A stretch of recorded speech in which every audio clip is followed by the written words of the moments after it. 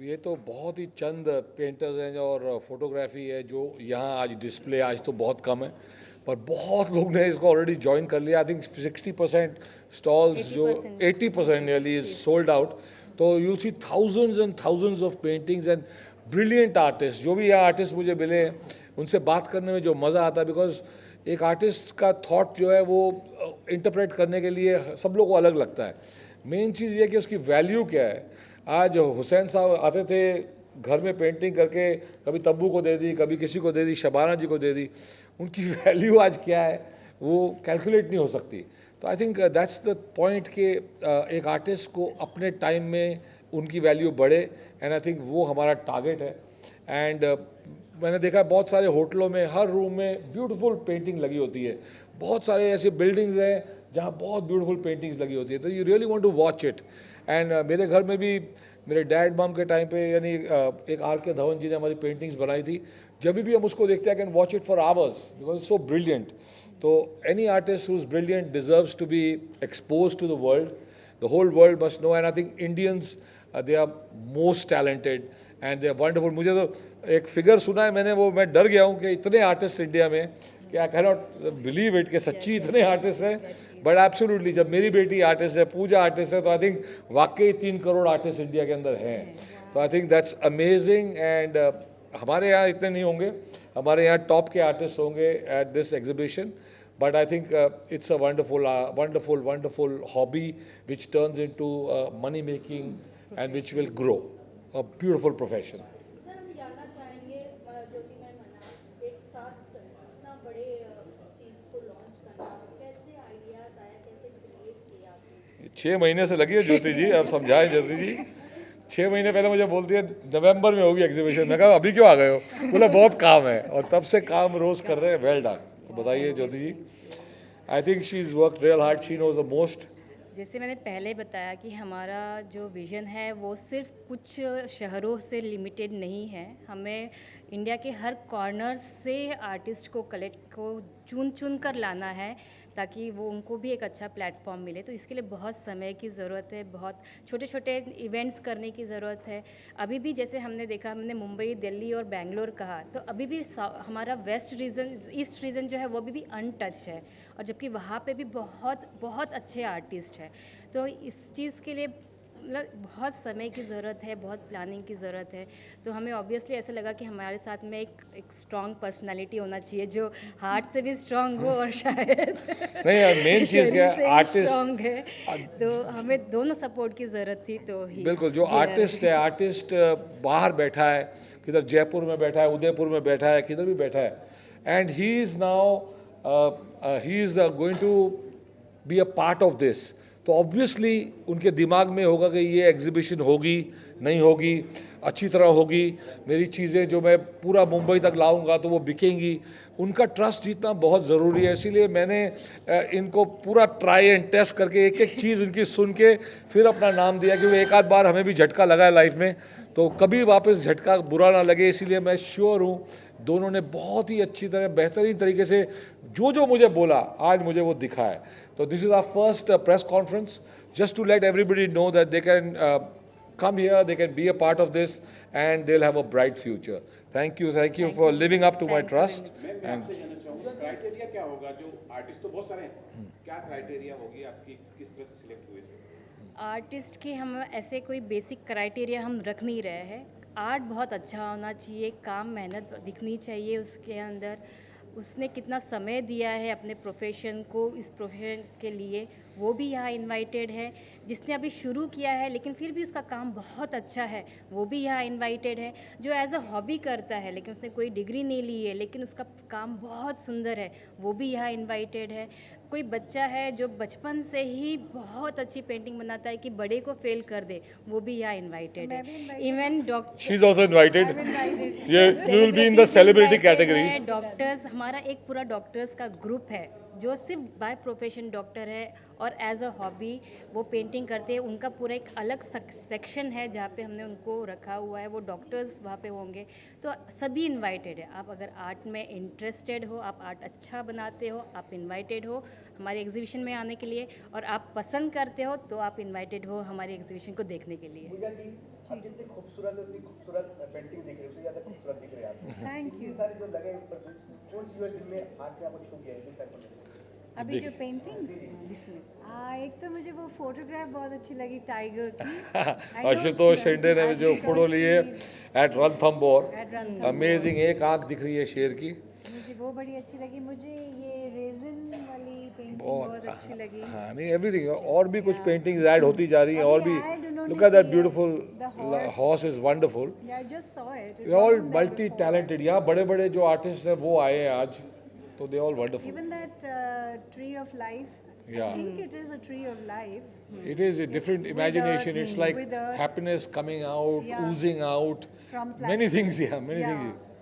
So I love art and मैं कह सकती हूँ मैं बिंदु की तरह एक आर्ट अफिशनाडो हूँ। तो जब इन्होंने मुझे बुलाया तो एक सेकंड में डन। आई थिंक इनको भी पता है कि मुझे आर्ट अच्छी लगती है, तो इन्होंने तभी मुझे बुलाया शायद। ये संगत का असर है। हाँ, सो आई लव टेंजोर्स ऑल्सो, और मैं खुद भी पेंट करती हूँ। हालांकि मैं अभी एक्रिलिक पे करती हूँ, एक्रिलिक से करती हूँ, पहले ऑयल से करती थी on canvas, and I just do it for fun. मैं इससे जुड़ना चाहे, बाकी आम कॉमन आदमी जुड़ना चाहे, जी, किस तरह का जुड़ा जाएगा आपके? वही मैं इनसे पूछ रही थी कि मैं अगर अपनी पेंटिंग यू आर ऑन, आपकी पेंटिंग है, भाई से भी बात करते हैं, सलमान से, उससे पूछते मेरी बेटी की भी डालेंगे।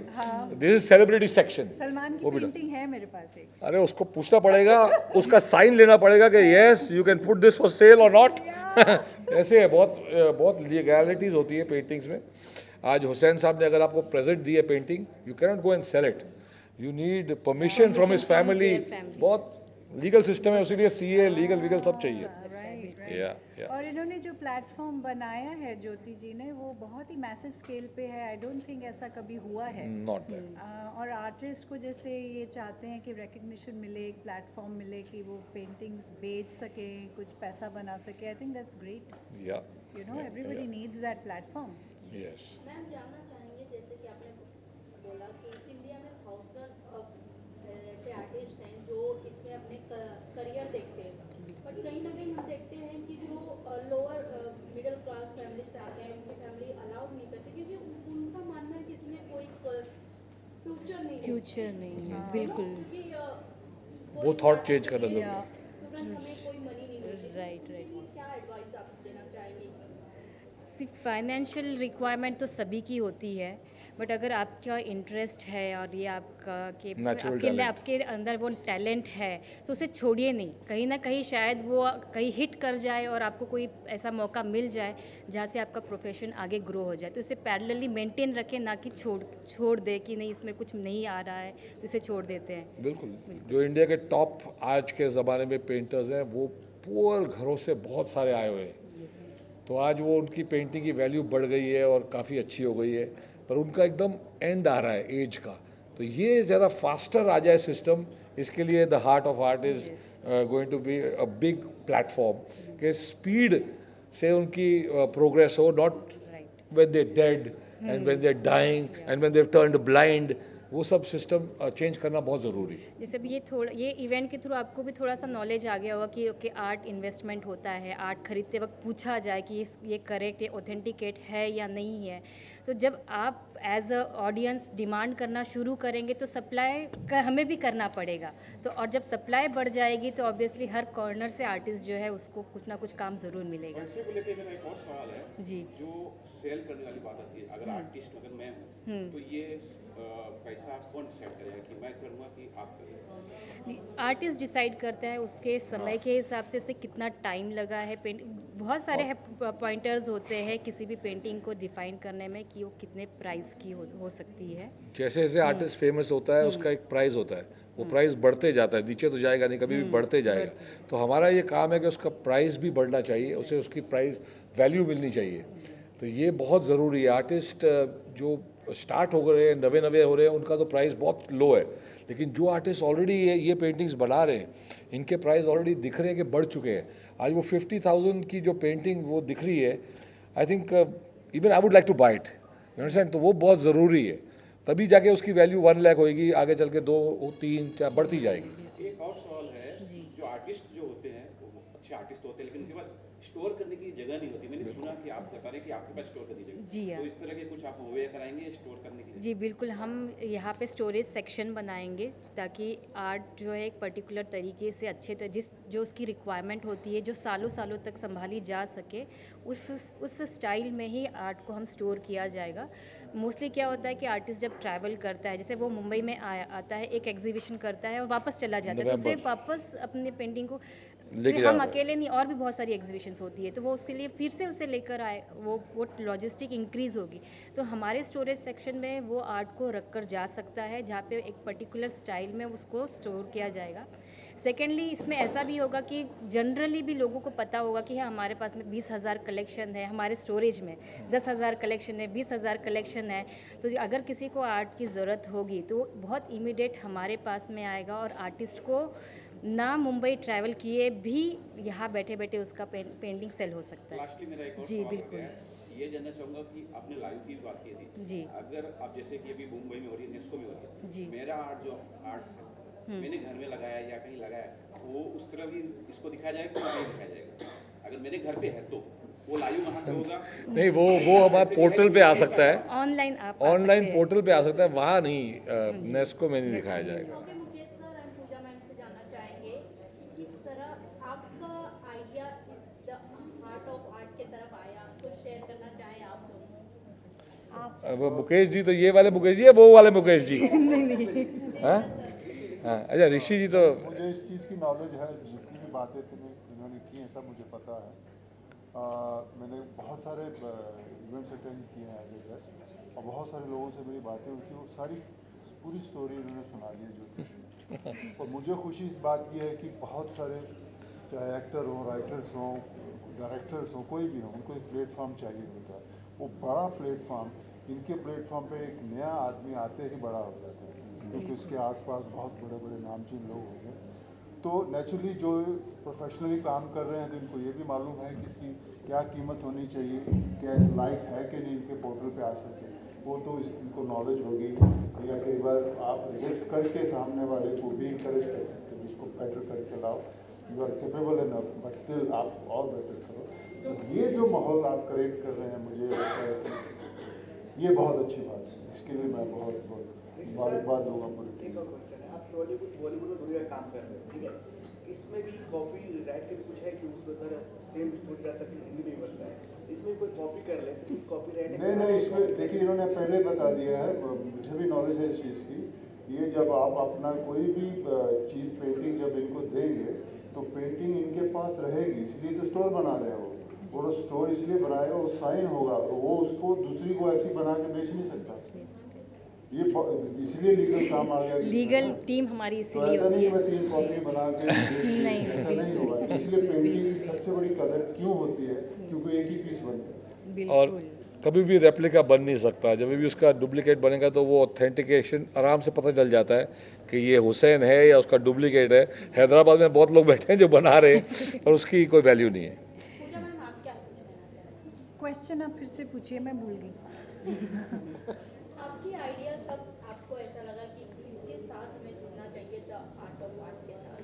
अभी ये आर्टिस्ट है। ये जब बोल रहे थे और वो मैं वहाँ देखी जा रही थी और वो बोल रहे थे कि कोई भी आ सकता है, आप भी आ सकते हैं, डॉक्टर्स भी आ रहे हैं, तो मैंने इनका जब टॉक खत्म हुआ मैंने इनको बोला मैं भी आ सकती हूँ क्या?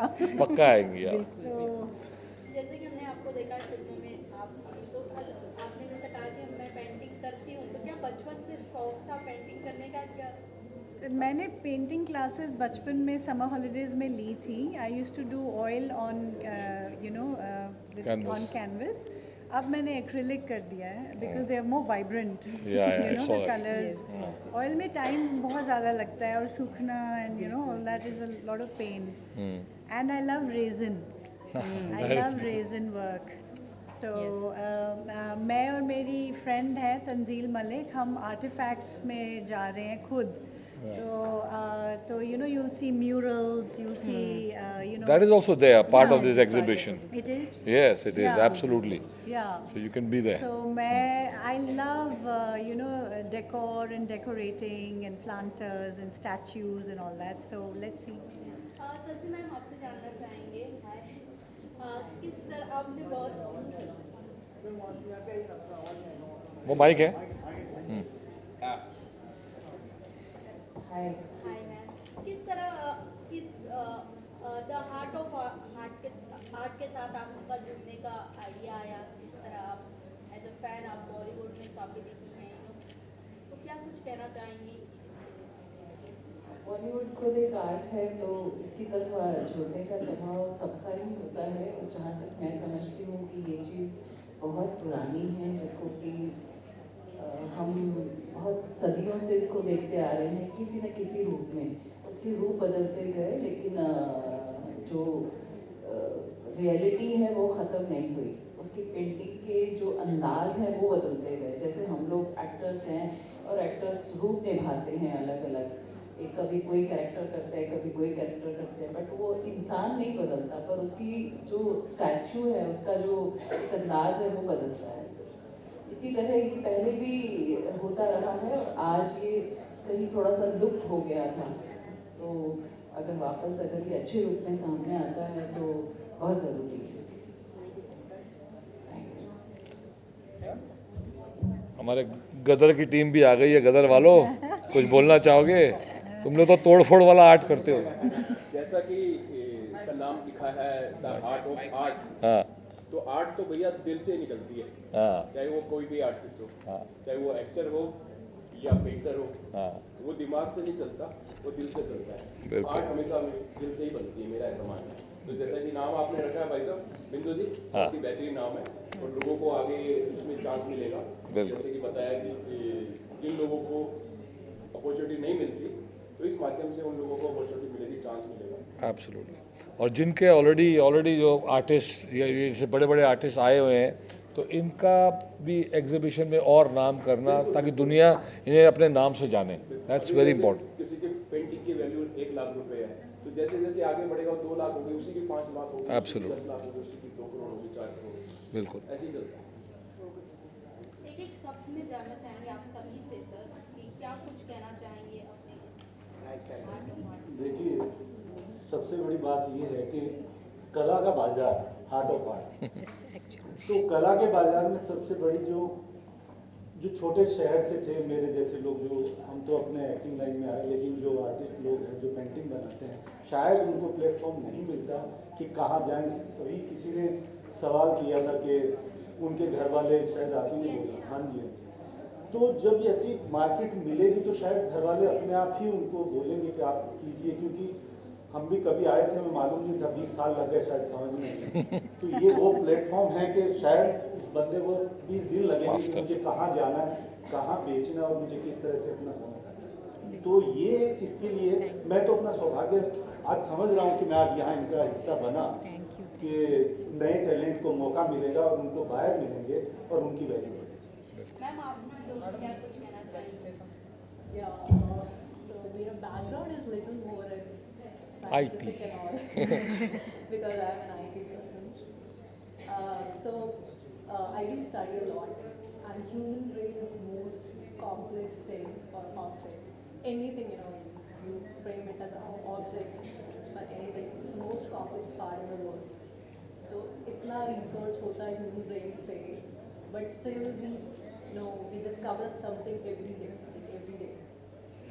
अगर ह्यूमन ब्रेन को पोर्ट्रे करो in form of a psychological aspect, how you portray everything, it is in the form of art, and that is why what I think it is the most difficult thing to do, because obviously you can not portray human brain, you cannot portray the psychological aspect of it. So I think, brilliant. It's a brilliant initiative.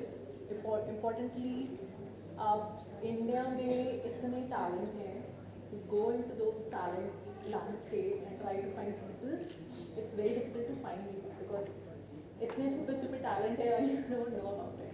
It's very important globally उनको ऐसा platform दिया जाए so that they come out, they show their talent, and obviously I think it will be the most like it was something that was written in the presentation, like a celebration of art. So yeah, it will be a celebration of art. Thank you.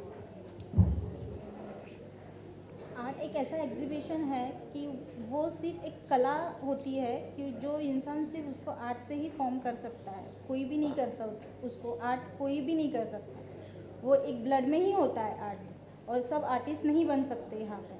और जो artist को हम एक मौका देते हैं उनका art expose करने के लिए, हर एक आर्टिस्ट बाहर नहीं आता उनके घर से, पर हम लोग ने ऐसा प्लेटफॉर्म दिया है हर एक आर्टिस्ट को कि हर एक कोई भी कला हो कि उनकी कला छुपनी नहीं चाहिए। इसलिए हम लोग ने उनको एक मौका दिया है कि हम लोग उनके लिए जितना हो सके बेहतर से बेहतर उनके लिए कर रहे हैं, कि जो कि वो भी सेटिस्फाइड हो, उनकी जो वैल्यू है वो भी पूरे आम सबको पता चले। इसलिए हम लोग ये जो हार्ट ऑफ आर्ट जो इवेंट है सब ऑर्गेनाइज कर रहे हैं, सिर्फ ये इसलिए कर रहे हैं, और जो विजिटर्स है एक्सेप्ट वो भी सेटिस्फाइड हो इस चीज़ के वास्ते। थैंक यू, इतना ही मैं कहूँगा। आनंद सर आपसे जानना चाहेंगे। बोलिए सर आप।